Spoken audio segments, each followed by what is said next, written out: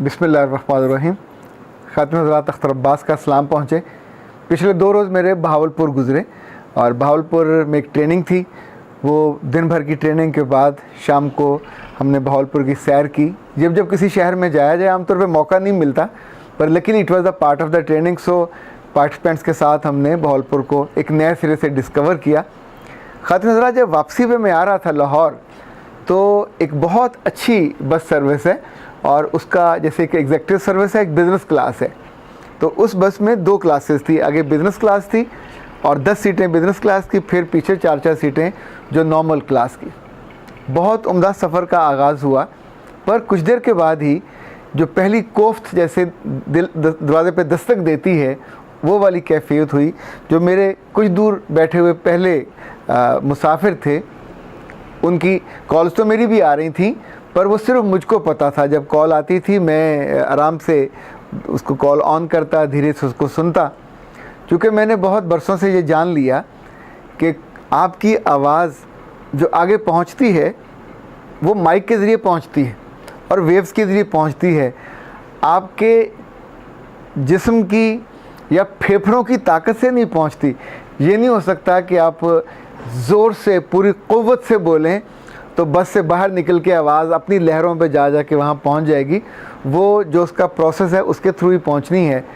सो जब आप ये सीख लेते हैं तो अपनी आवाज़ को आप धीमा रखते हैं, जो आपकी अपनी लिमिट में होती है और दूसरे के लिए अजाब नहीं बनता।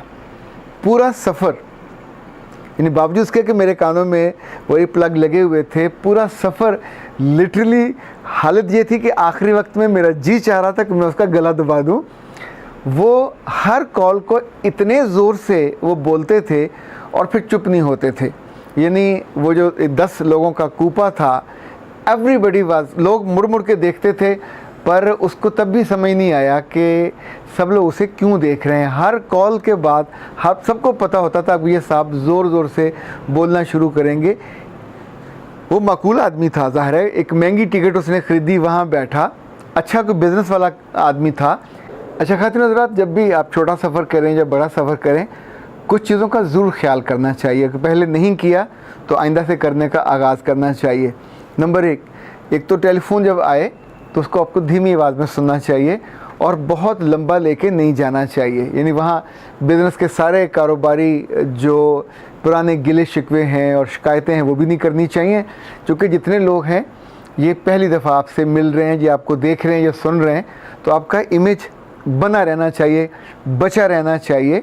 और जो ही आप अपनी हद से निकलोगे तो ज़ाहिर सुनने वाला आपके बारे में राय ख़राब करेगा। दूसरा, अगर आप अकेले बैठे हो तो खैर है, अगर आप 2 लोगों के साथ इकट्ठे हो तो कभी अपने गंदे पाँव सीट पे मत रखिए। उस पाँव से स्मेल आती है, साथ वाला तंग होता है, इरिटेट होता है, आपकी शान में गुस्ताखी भी कर सकता है। दूसरा, इट्स वेरी अनरीज़नेबल, आपको कभी ये नहीं करना चाहिए। नॉर्मली मैं ट्रेनिंग्स के दौरान अपने पार्टिसिपेंट्स को, बच्चे हों तो भी, बड़े हों तो भी, इन ट्रेनिंग जब लंबी होती है तो अपने पाँव की जगह बदल लें, दाएं से बाएं कर लें, उठ के थोड़ी देर आप कोई घूम फिर आएँ, वॉशरूम चले जाएं, लेकिन सोफ़े पे पाँव रखना ये टॉलरेबल नहीं है ना घर में। इवन बुज़ुर्ग आपके बूढ़े हो जाएं तो उनके लिए भी फिर पुराने सोफ़े रखे जाते हैं जहाँ वो पाँव रख के बैठ जाएं। जो नॉर्मल सिटिंग वाले सोफ़े होते हैं, नॉर्मल सिटिंग वाली चेयर्स होती हैं, या सफ़र के दौरान जो बस की चेयर्स हैं, इस पे पाँव रख के बैठना ये बिल्कुल नामुनासिब है। अकेले हों तो भी इस तौर पे बैठिए कि वो जो पाँव है वो आपके नीचे आ जाए और दूसरा पाँव सामने रहे। यानी आपके पाँव का जो नीचे मैला हिस्सा है ना दूसरों को नज़र आना चाहिए, और अगर साथ को बैठा फिर तो बिल्कुल ये हरकत नहीं करनी चाहिए। तीसरा, अगर कुछ चीज़ आप खा रहे हैं, अगर कुछ चीज़ आप पी रहे हैं, दोनों सूरतों में आपको केयरफुल रहना चाहिए। लाइक बहुत से लोग ये गलती करते हैं कि जब वो बस होस्टेस आती है या आप जहाज़ में हैं तो एयर होस्टेस आती है, तो जो आपका गिलास है आप उसको ऐसे करके भरने को कहते हैं। अब जो गरीब का बच्चा आपके साथ बैठा है, ये बिल्कुल उसकी टांग या घुटने के ऊपर गिलास है, वो डालने वाला या डालने वाली जब डालेगा तो लाजिमन कुछ कतरे उसके कपड़ों पे गिरे। अगर वो सूट है, बहुत अच्छा कपड़ा है, तो दोनों सूरतों में बहुत बुरा लगेगा। सो थोड़ा हाथ लंबा कर लीजिए, दूसरों के कपड़ों के ऊपर उसको फिल ना करवाइए, ना रीफ़िल करवाइए। इसी तौर पे जब आप खाने लगें तो खाने की आवाज़, चाहे वो पापड़ हों, चाहे वो चिप्स हों, चाहे कुछ और खाने की चीज़ हो, जब आप चपड़ चपड़ खाएंगे और क्रिक क्रिक करके खाएंगे तो ज़ाहिर है ये आवाज़ कानों को भली नहीं लगती। अच्छा, एक चीज़ और जो आमतौर पे सफ़र के दौरान जिससे मुसाफिर या साथ बैठा जो बंदा है वो तंग होता है, अभी शुक्र है हमारे यहाँ बंदे बंदियाँ इकट्ठे नहीं बैठते, बंदियाँ अलग बैठती हैं, बंदे अलग बैठते हैं। जो आपके साथ होगा आपके घरवाली या घर के कुछ अफराद खाना ही होंगे। कुछ लोगों को लंबे लंबे सांस लेके छोड़ने की आदत है, यानी ठंडे सांस, जैसे वो दुखी फरियादी किस्म के लोग होते हैं, ये सांस दूर तक जाते हैं और इनकी हमक और इनकी जो बैड एड्योर है वो भी अगले बंदे तक भी जाती है। समटाइम ये ख्याल किए बिना साथ वाले पे भी और सामने वाले, उस गरीब का क्या कसूर है कि आप उसे बेहोश करने के लिए एनेस्थीसिया देने लगे हैं, ये काम ना किया करें।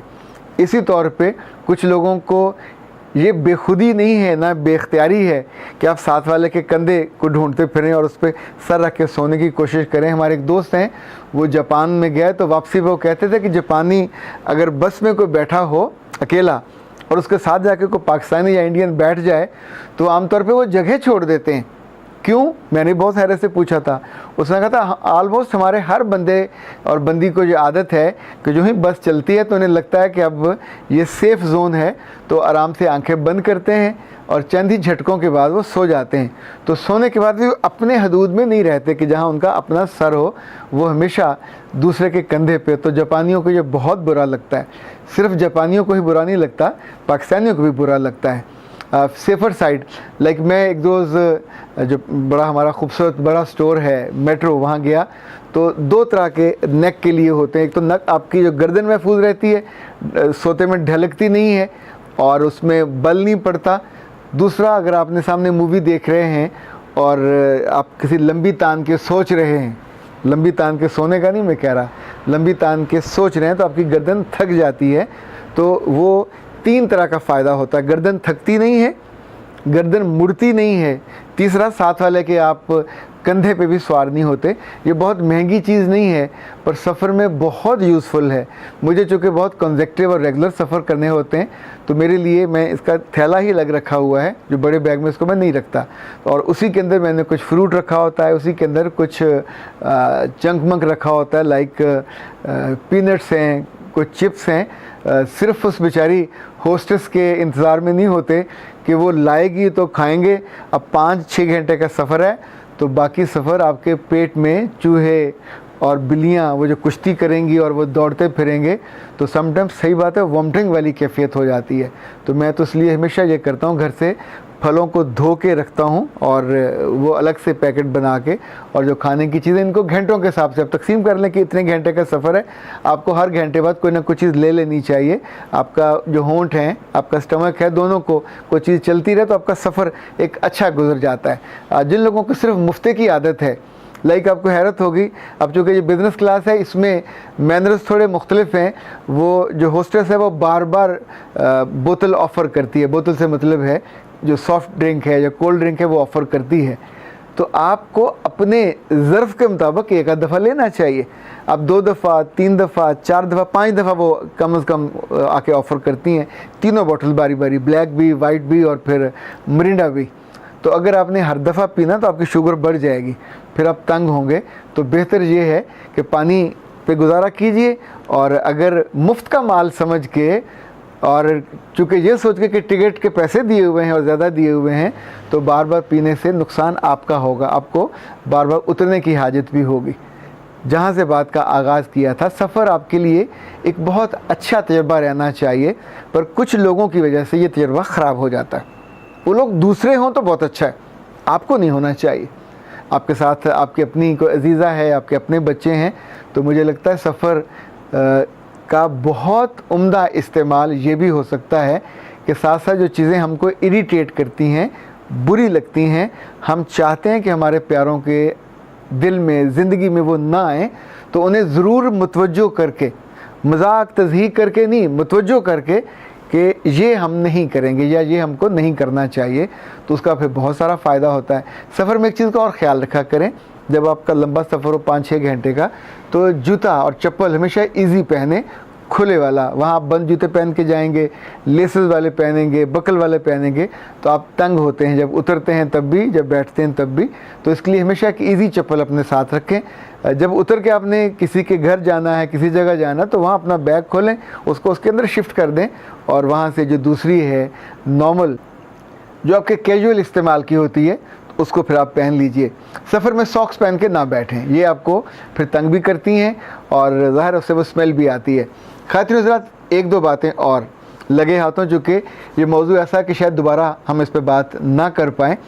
एक तो ये कि बसेस के बीच में जो गैप होता है, जब होस्टेस वहाँ से मूव करती है, तो ये याद रखिएगा कि वो सिर्फ़ औरत नहीं है, वो बारीक बदन की है या बल्कि है मोटे बदन की है। वो बेचारी गुज़रती हुई, क्योंकि शी हैज़ टू सर्व, उसने बार बार पानी देने भी जाना है, आपने बेल बजाई तो भी उसने आना है, आपको वो स्नैक्स देने भी आएगी। तो प्लीज़ अपनी जो कोहनियों को या जिस्म का कोई हिस्सा जानबूझ के उसको छूने से, ये सही मानों में गुनाह बेलज़्ज़त है। आप उसको छू नहीं सकते, आप उसको दोबारा उसके जिस्म को हाथ भी नहीं लगा सकते। लेकिन ये जो बेवजह का है, बाज़ लोग करते हैं, जो अच्छी सर्विसेज के लोग हैं, अब उन्होंने ये किया है कि साथ उसी बस में एक गार्ड को भी बिठाना शुरू किया है। समटाइम होता है लोगों को ईमानदार रखने और अच्छा रखने के लिए बंदूक बरदार रखना पड़ता है, लेकिन ये क्यों ज़रूरी है कि हमेशा बंदूक के डर से, किसी फ़र्द के डर से ही ये किया जाए? ये हमारे अंदर ख़ुद से क्यों नहीं दाइया और एक आती कैफियत कि वो बच्ची जो सर्व कर रही है, आप सोचिए वो भी तो किसी घर की है, बहुत अमीर घर की नहीं है, मुतवसत की नहीं है, लोअर की है, पर वो बेचारी अपना आराम, अपना घर छोड़ के, अपनी इज़्ज़त रिस्क पे एट स्टेक रख के वह आई है, जाके अपने घर के कमा के लेके जाए। तो बेचारी को वापसी पे उसकी इज़्ज़त, उसकी असमत, उसकी हुर्मत महफूज रहनी चाहिए, आपकी आँखों से भी, आपकी नीयत से भी, आपके इरादों से भी, और आपके अनजाने में या जाने बुझे छूने से भी। जहाँ जहाँ ऐसा होता है वहाँ ज़रूर लड़ाई भी होती है, क्योंकि बच्चियों को फ़ौरन पता चल जाता है और उस वक्त सबके सामने जो आपका तमाशा बनता है, बिलाखिर वो एक आपका बुरा इमेज क्रिएट होता है, आपके अपने मन में भी और लोगों के सामने भी। मेरा रब आप सबको सफ़र भी आपके अच्छे करने की तौफीक दे और अपने सफ़र को दूसरों के लिए भी वजह तकलीफ़ ना बनाने दे, बल्कि अच्छा एक खुशगवार मोमेंट हो जो आपने लंबा हो या छोटा हो गुजारा। अख्तर अब्बास को इजाज़त दीजिए। अस्सलाम वालेकुम।